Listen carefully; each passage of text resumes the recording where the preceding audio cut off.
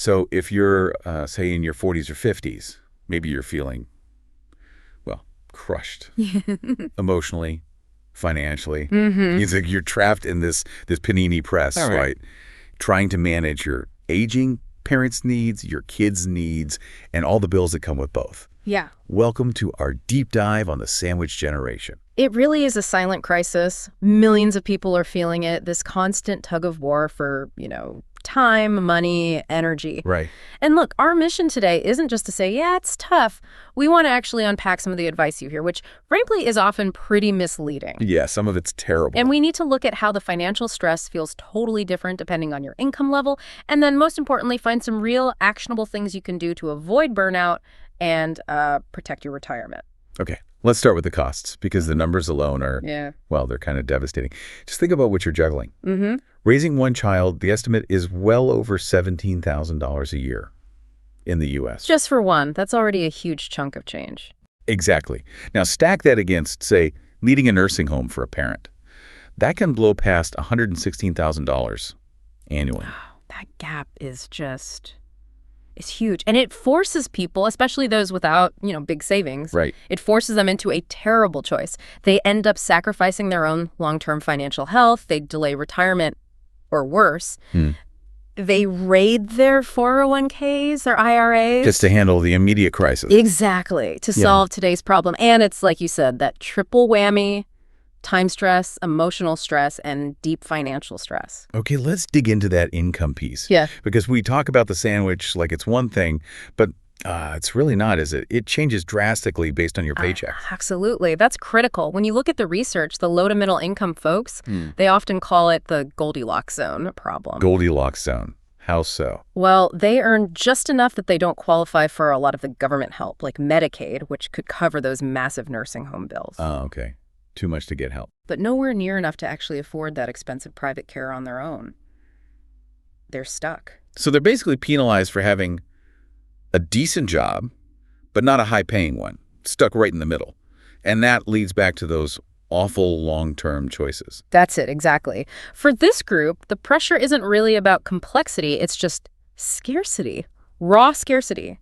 They have to dip into retirement savings. You said nearly half. Nearly half in this bracket report delaying retirement or taking money out early just to pay the bills right now.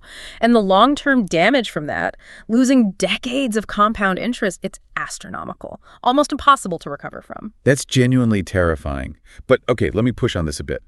If the lower income group is dealing with scarcity, what about high income earners? Surely they just hire people, write checks. Do they get a pass? You'd think so, right? But no, not really. Their challenge just shifts. It goes from scarcity to, well, complexity and expectation. Complexity and expectation. Okay. Yeah, it's fascinating. This group, the high earners, they often have the highest percentage of people technically in the sandwich generation. It's something like 27%. Really?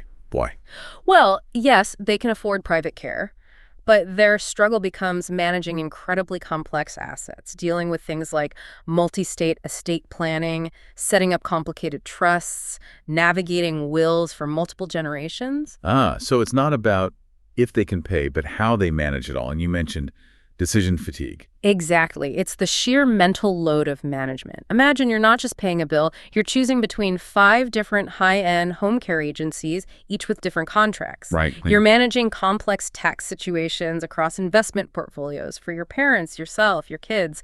You're trying to maintain a certain standard of living for everyone, maybe multiple homes, travel for an elderly parent. Okay, I see. The stress isn't, can I afford the utility bill? It's this constant barrage of high-stakes, high-cost decisions you have to make for everyone. It's exhausting in a different way. So whether you're desperately trying to figure out Medicaid or managing intricate family trusts, the pressure is immense. Okay, listener, take a second here. Think about which camp you might fall into. Because the advice, the strategies we talk about next, they really need to fit your specific situation. All right, let's switch gears. Let's talk about some of the, well, frankly, garbage advice that gets thrown around. The stuff that just makes caregivers feel even worse. Yes. Let's do some myth busting. Love it. Oh, what? Okay, myth number 1. This one comes straight from the personal finance gurus. Oh, I know this one. Pay yourself first. That's the one. The classic advice. Max out your 401k. Protect your retirement no matter what. Even if mom and dad need help right now, Don't touch your nest egg. Right. And look, on paper, financially, it makes sense. But here's where personal finance crashes into real life. Human reality. For so many people, that advice feels, well, unrealistic, maybe even selfish, and definitely culturally insensitive in many communities. Think about many Asian cultures, Latino cultures, some European traditions. Supporting elderly parents isn't just like a nice thing to do, it's a fundamental obligation, a core value. Maybe even sacred. So telling them to prioritize their 401k over their parents. It creates immense guilt. That guilt, that feeling of abandoning your duty can cause way more stress, emotional, physical stress than the actual financial pressure. Just cutting off support. For many, it's simply not an option, period. Okay, so the reality is sometimes life does force you to maybe pause those max contributions temporarily. So if we can't always hit that max 401k goal, what's the real retirement mistake people absolutely have to avoid? Great question. The biggest, most damaging mistake isn't pausing contributions for a bit. It's hitting the panic button and withdrawing retirement funds early. That's the nuclear option. Why is that so much worse? Because you get hit 3 ways. 1, you lose the principal you took out. 2, you pay huge penalties and taxes. And 3, this is the killer, you lose all the future growth, decades of compounding interest that money would have earned. A triple hit. Exactly. It's incredibly hard, nearly impossible, to recover from that. The ultimate goal, really, is to secure your own future so that you don't eventually become a burden on your children. That's the cycle you want to break. Protecting your future is protecting the next generation, in a way. That's a powerful reframe. Okay, myth number 2. This one's about burnout, which is almost inevitable. It's the self-care cures burnout myth. Ah, yes, the classic go get a massage or take a bubble bath advice. Right. Or do some yoga, meditate. If I hear one more person tell an overwhelmed caregiver who hasn't slept properly in weeks to just practice mindfulness, I think there might be a collective primal scream heard across the country. Chuckles. I hear you. It feels so dismissive. If you're juggling doctor appointments, kids' schedules, work deadlines, maybe changing diapers for 2 generations, telling someone to go to a spa is just, it's useless.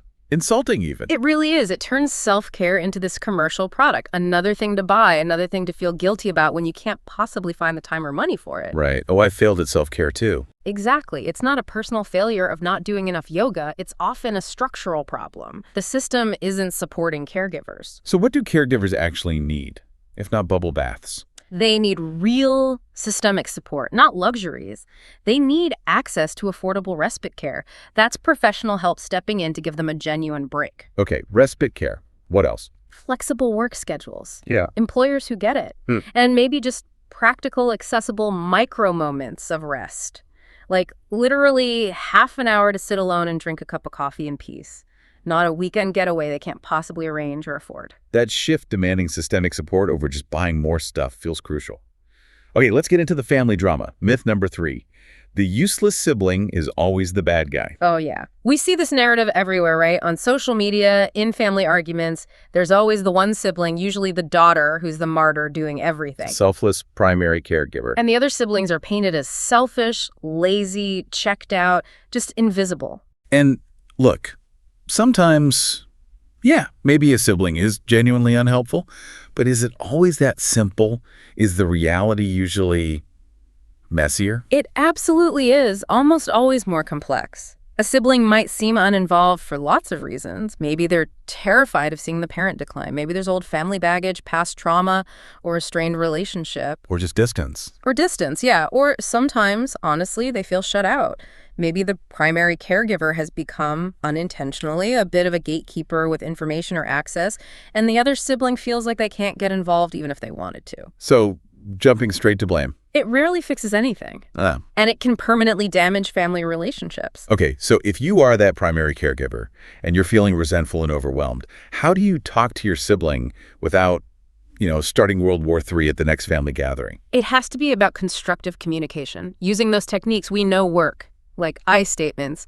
Instead of attacking them, you never help. Talk about your experience. I feel overwhelmed when, and crucially, stop asking vague questions like, can you help out more? Instead, invite them to take on specific, concrete tasks. Give me an example. Instead of, you're useless, what do you say? Try something like, look, I'm feeling completely exhausted trying to manage all of mom's medications and doctor visits by myself. It would be a huge help if you could take ownership of driving her to her Tuesday appointments and maybe call the insurance company once a week to sort out the bills. Very specific. Actionable. Exactly. It's specific, it's framed around your needs. I feel overwhelmed, and it assigns clear ownership. And even if they live far away, they can still help. They can manage bills online, make phone calls, research resources. There's almost always something. Okay, that feels much more productive. Right, let's shift again. Let's talk empowerment. Practical tools. Things people can do now to build a shield, financially and legally, before things get really tough. Moving from crisis mode to preparation mode. Yes. Preparation is everything, because the single most important thing you can do is have the tough conversations before there's a crisis. Talk about money, talk about care preferences, end-of-life wishes. All of it. Before a scary diagnosis, before a fall, before the money runs out, if you wait until the crisis hits, you've lost so much leverage, so much control, it becomes chaotic. So that financial and legal shield, what are the absolute must-have documents parents need? 3 critical ones. First, obviously, a will. Everyone needs a will. Right. Second, a durable power of attorney, POA for finances. This is huge. And third? Advanced directives for healthcare, sometimes called a living will or healthcare proxy. Okay, quickly break down those last two. Why are they lifesavers? The POA for finances, that's the document that says who can step in and manage your parents' money, pay their bills, access their accounts if they become unable to do it themselves, like due to dementia or illness. Without it, you could be locked out, legally unable to help manage their finances. Nightmare. Got it. And the advanced directives. That's the healthcare roadmap. It spells out their wishes about things like life support, resuscitation, feeding tubes. So you aren't left guessing, or worse, fighting with doctors or other family members in the ICU about what mom or dad would have wanted. Having those conversations and documents in place before they're needed. It saves so much heartache, expense, and difficulty down the road. Trying to get legal authority after someone is incapacitated is a long, expensive, emotionally draining court process. Avoid it at all costs. Okay, documents sorted. What about time? That's the other thing the sandwich generation never has enough of. Any quick tech hacks? Yeah, technology can actually be a decent assistant here. There are some great, often free apps for managing medications, complex schedules. Doses check out something like MediSafe. It sends reminders, can loop in other family members, helps prevent dangerous errors. Okay, MediSafe. What about coordinating tasks, like who's taking mom to the doctor this week? Right, coordinating care. Instead of endless confusing group texts, look at apps like Cozy or Lots of Helping Hands. They're designed for families to share calendars, assign tasks, groceries, rides, checking in delegate things clearly. It saves so much back and forth and hassle. Those sound genuinely useful. Okay, one last area. Boundaries. Specifically with the next generation. If you have adult kids, maybe boomerang kids living at home. Yeah. This is a chance to break the cycle, right? Absolutely critical. Setting clear financial expectations with adult children living at home is key. Even if you're already stretched thin supporting your parents. Especially then. Have open conversations early on about them contributing to household costs, even if it's a small amount. This isn't just about easing your immediate financial burden, though that helps. What's the bigger picture? It's about teaching them financial responsibility and independence. You want them to launch successfully, not just, repeat the cycle of dependency you might be navigating with your own parents. You're raising capable adults, not creating future financial obligations for yourself or them. That makes a lot of sense. Okay, let's try to wrap this all together. Right. Look, if you're in this sandwich, the job you're doing is immense. You're juggling more than seems humanly possible. But maybe try. Just try. To reframe it slightly, instead of seeing it only as a burden, think of yourself as a bridge. A bridge? Yeah. You're the crucial link connecting 3 generations. You're preserving family history. You're teaching your kids empathy and resilience by example. It's incredibly hard, but it's also incredibly important work. And remember, you're not failing. Often, the system, lack of affordable care, inflexible jobs, the system is failing you. Exactly. So the key takeaways. Protect your own retirement future. Avoid those early withdrawals at all costs. Focus on pushing for systemic solutions like real respite care, better communication strategies. Not just superficial self-care tips. Right. Okay, this brings us to our final thought, our question for you, the listener. We've looked at this sandwich generation challenge from, pretty much every angle. The financial squeeze, the different pressures based on income. From the scarcity in that Goldilocks zone to the sheer complexity the high earners face. But here's what we really want to get your take on. When you feel that intense pressure, that squeeze.